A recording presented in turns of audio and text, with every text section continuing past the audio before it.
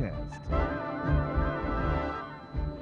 Good evening. I am Daniel Moore in with your VON Major News Package for today, Monday, 13th January 2020. In our lead stories nationally, Nevis records first road fatality for 2020, 9 days following accident. And concessionary extension on goods that arrived in St. Kitts and Nevis ends on Friday, 17th January. Regionally, CARICOM extends sympathy to Australia over losses to extraordinary fires. Internationally, Philippine Taal volcano begins spewing lava. And in sports, West Indies whitewash Ireland in ODI series with Grenada win. We'll have the details to these and other stories after this short break.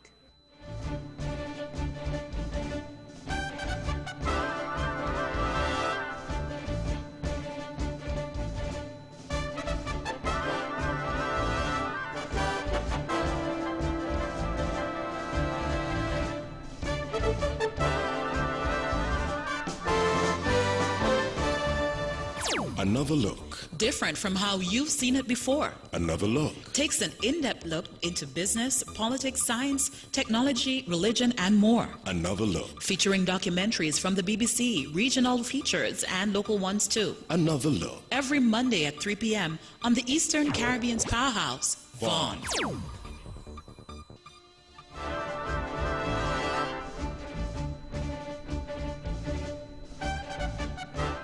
Welcome back, and now for the national news. Nevis has recorded its first road fatality for the island and the Federation for 2020. The VON Newsline understand that one of the individuals who was involved in the singular vehicle traffic accident on January 1st, 2020 has succumbed to her injuries 9 days following the incident. Melissa Lawrence of Newcastle Village, Nevis, passed away on the afternoon of Friday, 10th January at the Alexandria Hospital.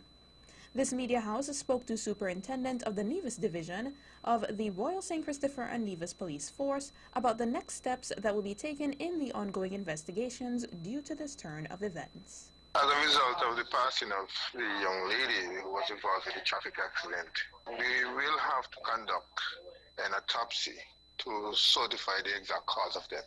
And this date has already been set, so at the conclusion of the autopsy, and the results are given, we'll be able to know for certain what was the cause of death. So we cannot determine anything at this time until that is done.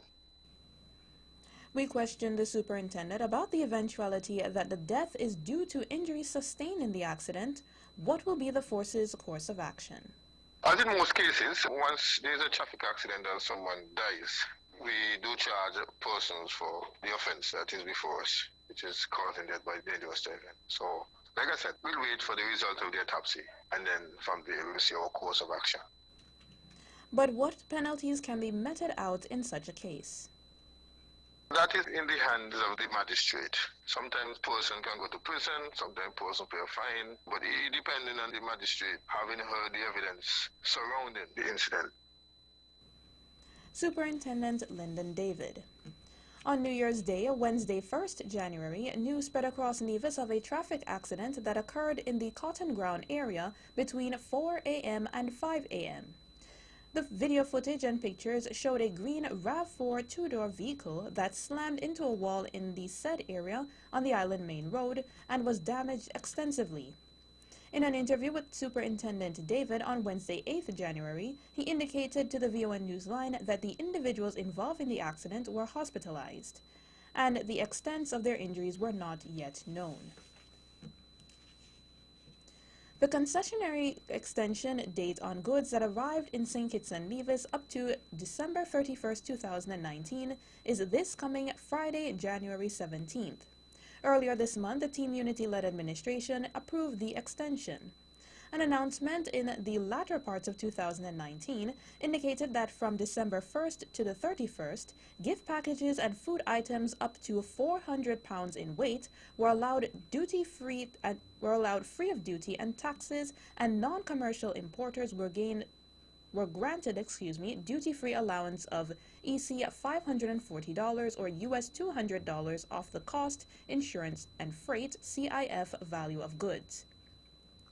A press release from the Ministry of Finance says that the decision on the extension was made due to a backlog in the delivery of packages, which resulted in the individuals not being able to clear imported packages during the Christmas carnival season. As a consequence, individuals were unable to benefit from the approved duty-free concessions in the month of December. As health authorities here in the Federation continue to put in place measures to combat and fight against diseases, there are some concerns of the public with regards to the processes involved. This comes as the Health Division here on Nevis continues to fight against mosquitoes and the diseases they carry. Are health officials infringing on the rights of individuals in the general public? Prevention methods include fogging, setting of mosquito traps, and disposing of water that may be breeding sources for mosquitoes. These take place in and around properties and homes of individuals. But can health officials just enter one's property to carry out either of these processes without permission? The VON Newsline spoke to Junior Minister of Health here on Nevis, the Honorable Hazel Brandy Williams, about this, and she provided this information. There is a document, the Public Health Act, which gives qualified senior officers the leeway to enter a person's premises. If from the outside you can see that there are certain catchments in a person's yard, empty drums, open barrels, and they contain stagnant water, then the Act gives them that leeway to enter people's property to ascertain whether or not they are indeed breeding mosquitoes. Regardless of this fact and the right that gives health officials permissions to this aspect, there may be some uncooperative individuals that may push back against the cause. Asked whether health officers are trained to deal with these persons, the Junior Health Minister indicated yes, they are. If they encounter difficult persons, yes, the officers are trained to deal with difficult persons. First and foremost, they are to be cautious when they enter a person's property. They are to announce who they are. Once they are in uniform, the uniform has a badge on it, and they also have an identification card which they are to show to the owner of that property that I am from the environmental health unit and I am here just to check your premises to see if you have any catchment for water, and hence your site might be a breeding ground for mosquitoes. The Honorable Hazel Brandy Williams. Coming out of 2019 and moving into 2020, the Agriculture Division here on Nevis is looking to have a more productive calendar year. Minister with responsibility for the sector here on the island, the Honorable Alexis Jeffers, in an interview with the VON Newsline, explained while there were some challenges in the previous year, the department performed admirably well. He also outlined what are some of the aspects of the department will be focusing on this year. Coming out of 2019, we have had some success. Of course, there were challenges with climate change and the likes. We had issues with the different weather patterns that we had to cope with here on the island of Nevis. But that being said, we were able to achieve certain levels of production. We are hoping that this year we will have increased production, of course. We have seen that our onion production seems to be going well this year. The crop, as we would have seen thus far, have been a relatively good one. We are hoping also as we go throughout the year to introduce new genetics and so forth, and the improvement of the breeding stock here on the island of Nevis. Minister Jeffers expressed that this coming year will be a year of less talk and more productivity from the sector. We're hoping that this year we'll do more action, or we'll have more action and less talking, more productivity and less of the non-productivity that we have seen in some regards over the years, because I do believe agriculture have a pivotal role to play in the development of Nevis, and it is something that we've always talked about, and I do believe that we can see it become a reality, and our efforts can bear fruit in the near to long-term future here on the island of Nevis, because I do believe that we have the infrastructure and we have the ability, and it's just a matter for us to put our words into action, and that is what we're hoping to accomplish this year and the years to come. Minister with responsibility of agriculture here on Nevis, the Honorable Alexis Jeffers. A release issued from the Office of the Prime Minister of St. Kitts and Nevis, Dr. the Honorable Timothy Harris, today, Monday, 13th January, indicates a change to his monthly press conference. According to the release, the Prime Minister's press conference has been rescheduled from its earlier announced date and time, Tuesday, 14th January at 2:30 p.m. The conference will now be held on Wednesday, 15th January at 3 p.m. The venue of the Parliamentary Lounge at Government Headquarters remains the same. The Prime Minister's last press conference was held on Wednesday, 4th December 2019. This will be the first press conference held by the leader of the Federation for the new decade. In more national news, we are well on our way to host the 2020 edition of the St. Kitts Music Festival. Last December, we launched our first wave of artists that include Jimmy Cliff, Wizkid, and Coffee. And we are hoping that by the end of January 2020, we will be able to launch our full slate of artists. Chairman of the St. Kitts Music Festival Committee, Mr. Damien Hobson. Mr. Hobson was, at the time, providing an update to the VON Newsline about plans for the 2020 Music Festival.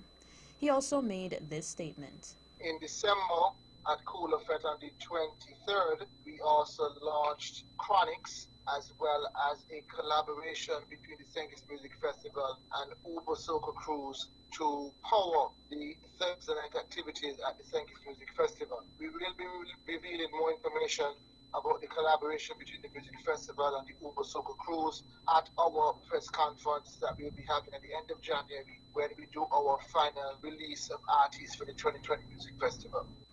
Chairman of the St. Kitts Music Festival Committee, Mr. Damien Hobson.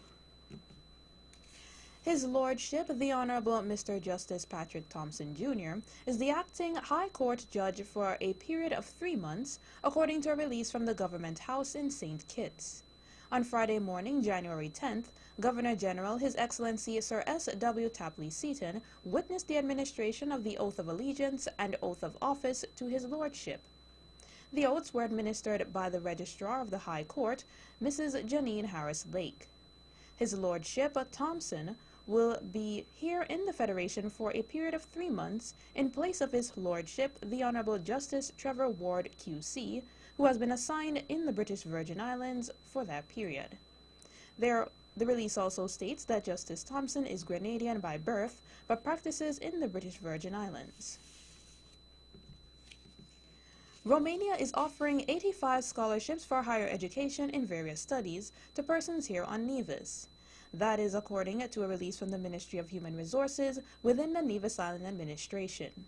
According to the release, scholarships for higher education are being offered in study areas such as political, administrative, education science, Romanian culture and civilization, journalism, technical studies, oil and gas, agricultural sciences, veterinary medicine, architecture, and visual arts. Interested persons must apply to the Ministry of Human Resources by February 11, 2020. Romania is a country located on the southeast of Europe. The country also is situated on the western shores of the Black Sea. And finally, in our national news segment, the Four Seasons Hotel here on Nevis has appointed a new general manager.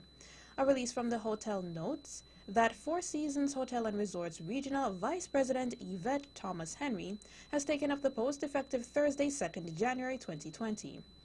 The St. Thomas USVI-born national, whose mother hails from St. Kitts, with Thomas Henry attending primary school on the island, is returning home to the region, becoming the first Caribbean native to serve in the top position in Nevis or any other Four Seasons property in the Caribbean. The new general manager is quoted as saying, "Coming back to the region after many years working and living in the United States, I can personally identify with the resort's positioning as a modern embodiment of the spirit and soul of the Caribbean," adding that she is honored to have the opportunity to lead such an incredible team in such an incredible moment in its history. That is the national news segment. You can visit our website at www.vonradio.com or check us out on Facebook at Von Radio or our Von Radio YouTube channel for these and other stories. News from across the region is next. At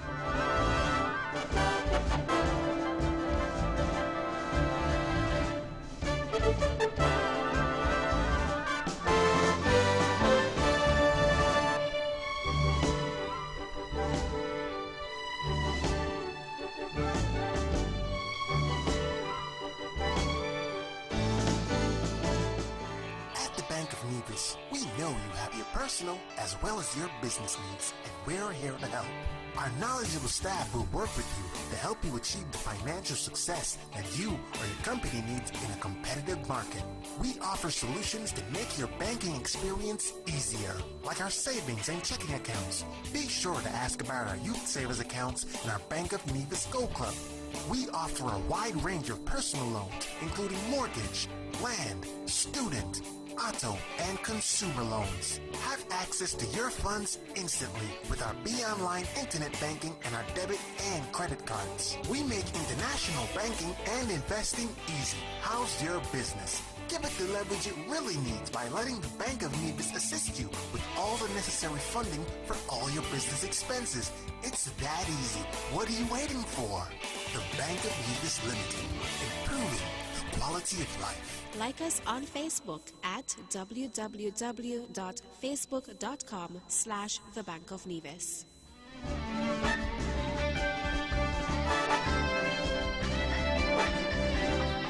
Welcome back, and now for the regional news. Secretary General of the Caribbean Community, or CARICOM, Ambassador Erwin LaRocque, extended sympathy to the government and people of Australia on the loss of life and property due to the fires in that country.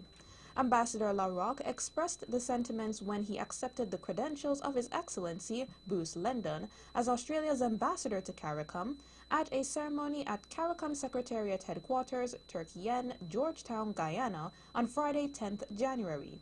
The Secretary General noted that the extraordinary fires in Australia and the devastating storms in our region were evidence of the effects of climate change and stressed the need for building resilience to combat the phenomenon. Ambassador Lendon confirmed that the fires were the worst in the country's history and noted that there would be no respite in the immediate future. Secretary General LaRocque also took the opportunity to thank Australia for their assistance in helping the human resources of the community through the grant of scholarships in various fields. Out of Haiti, the United Nations Security Council has stressed the need to resolve the ongoing political impasse in Haiti between President Jovenel Moïse and a surging opposition movement. Members issued a statement last night outlining the immediate necessity for parties to engage in an inclusive and open dialogue to form a government that responds to the needs of the people. In addition to political instability, Haiti has also faced fuel shortages, corruption scandals, and other challenges, prompting angry citizens to take to the streets. The members of the Security Council recalled the need for the government of Haiti to address the underlying causes of instability and poverty within the country. They urged all stakeholders to refrain from violence and to resolve differences through peaceful means, the statement said. They further emphasized the urgent need to address deteriorating humanitarian conditions in the country with support from the UN and the international community. Recent projections by the UN Humanitarian Affairs Office, OCHA, show that the number of Haitians who do not have enough to eat is expected to surpass 4 million this year, up from 3.7 million in 2019. And finally, in our regional news segment, the University of the West Indies, or UWI, and the University of Coventry in England have launched a UWI Coventry Institute for Industry and Academic Partnership dedicated to the promotion of an innovation and entrepreneurial ecosystem across the Caribbean region. The new institute will complement UWI's leadership role in promoting innovation as a key driver of economic growth. It also supports the university's quest to become more entrepreneurial by fostering and increasing partnerships between the UWI and industry, among other strategies. The UWI Coventry Institute will aid the enhancement of international competitiveness in the Caribbean private sector through research and economic partnerships. It follows consultations by UWI with the private sector in a range of areas including research and innovation, entrepreneurship and commercialization, and university and industry collaboration. Speaking at the launch of the Institute at the UWI regional headquarters on December 19, 2019, Professor Sir Hilary Beckles, Vice-Chancellor of the UWI, said that the university is committed to demystifying how academia and entrepreneurship can intersect to achieve the economic growth. Dr. Graham King of the Faculty of Engineering at the UWI's St. Augustine campus said that work is underway in several key areas, including agri-engineering and petroleum engineering. That is the regional news segment. International news is up next.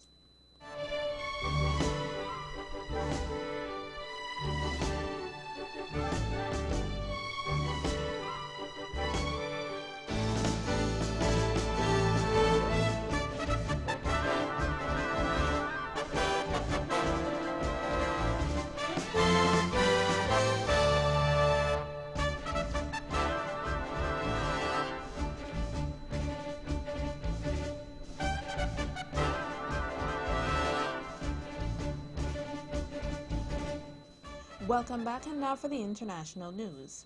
A volcano in the Philippines has begun spewing lava as authorities warn that a hazardous eruption is possible within hours or days. In the early hours of Monday, a weak flow of lava began seeping out of the Taal volcano, located some 70 kilometers or 45 miles south of the capital of Manila. Taal had earlier emitted a huge plume of ash, triggering the mass evacuation of 8,000 people from the area. The BBC's Howard Johnson reports. As we approached the Taal volcano area this morning, we saw local residents shoveling thick, wet ash from the roads.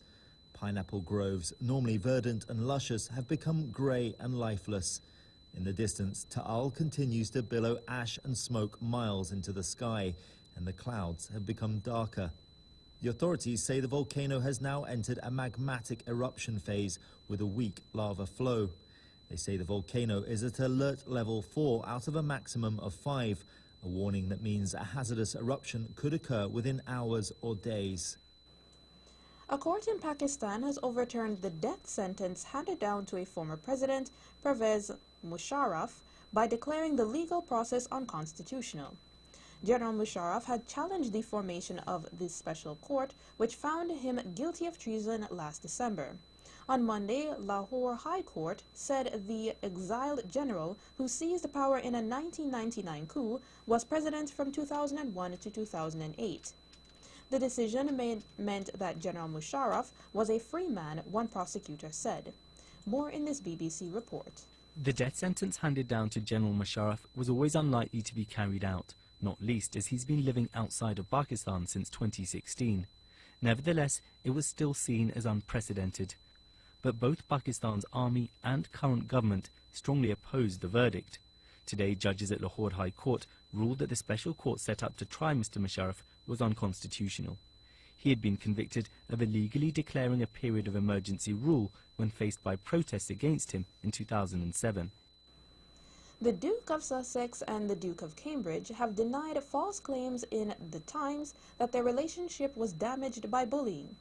A statement on behalf of Princes Harry and William described the story's inflammatory language as offensive. The Times quoted the source saying the Sussexes felt they had been pushed out and constantly bullied by William. A meeting of the brothers, the Queen and the Prince of Wales to discuss Harry and Meghan's future has begun.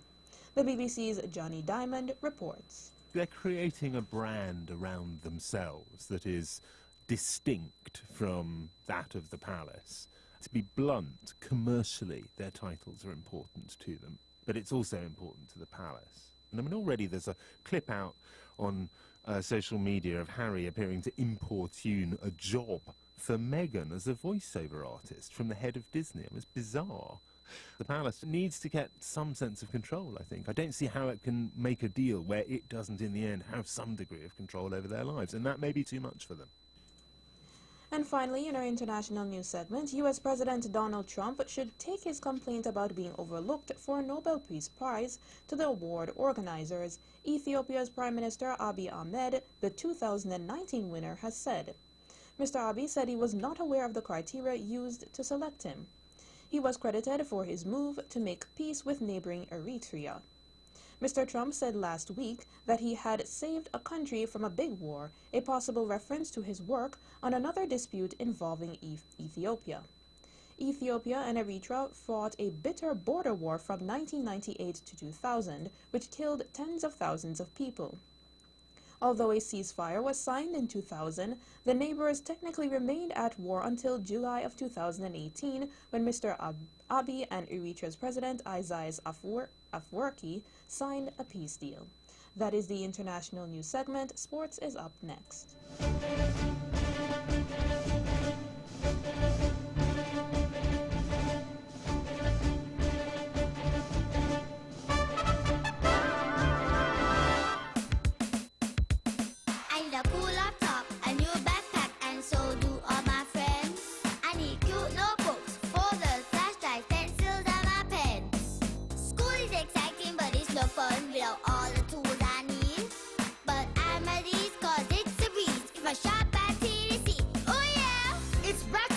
TDC Business Center and City Drugstore Nevis, your one-stop shop for all your school supply needs.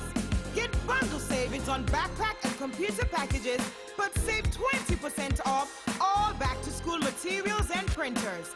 Back-to-school shopping is made easy at TDC Business Center and City Drugstore Nevis. See stores for details.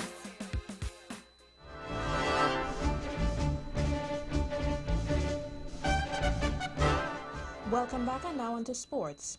In cricket, West Indies completed a 3-0 win in the one-a-day series with Ireland as Elvin Lewis hit a century in a 5-wicket victory in the DLS method in Grenada. Ireland again struggled to set an imposing target, with captain Andrew Balbirnie scoring 71 in total of 203, while spinner Hayden Walsh took 4 for 36. The hosts were set at a revised target of 197 off 74 overs after rain delays.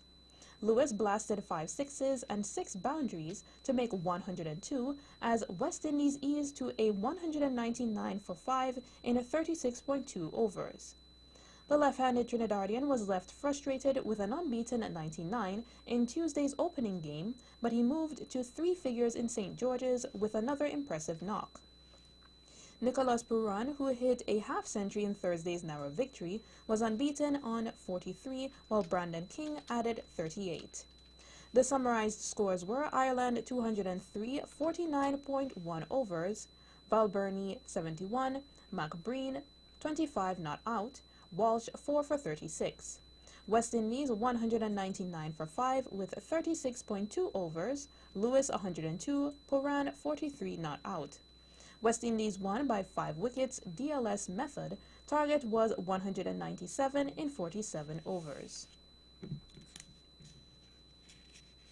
And finally, in our sports segment in athletics, the trial game of Lamine Dayak, the disgraced former head of athletics world governing body, the IAAF, will get underway in Paris today, Monday. The 36-year-old Senegalese faces corruption and money laundering charges linked to the Russian doping scandal.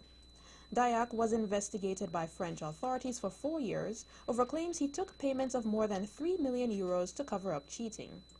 He has been under house arrest in Paris since November of 2015. The landmark trial is scheduled to run for the next 2 weeks. Dayak denies the charges, but if found guilty, he could face up to 10 years in jail. That's it for sports. The latest weather forecast is next.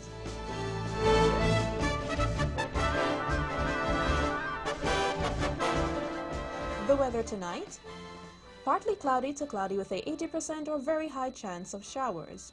The weather tomorrow: cloudy with a 80% or very high chance of showers. Possible rainfall total for the forecast period is 12 to 25 millimeters or 0.5 to 1 inch. Winds east-northeast at 26 to 41 kilometers per hour or 14 to 22 knots, with gusts possibly reaching at 59 kilometers per hour or 32 knots. Seas 2.1 to 3.1 meters or 7 to 10 feet, with northeasterly swells of 1.5 meters or 5 feet. A small craft warning and high surf advisory remains in effect. Sunrise tomorrow 4 6:43 a.m., sunset tomorrow 5:55 p.m. And that's how we wrap up the major news package for today, Monday 13th January 2020. Before we go, let's take a look at the headlines once again. Nationally, Nevis records first road fatality for 2020 9 days following accident. And a concessionary extension on goods that arrived in St. Kitts and Nevis ends on Friday 17th January. Regionally, CARICOM extends sympathy to Australia over losses to extraordinary fires. Internationally, Philippine Taal volcano begins spewing lava. And in sports, West Indies whitewash Ireland in ODI series with Grenada win. On behalf of the rest of the news team, I am Danielle Moore, wishing you a pleasant evening.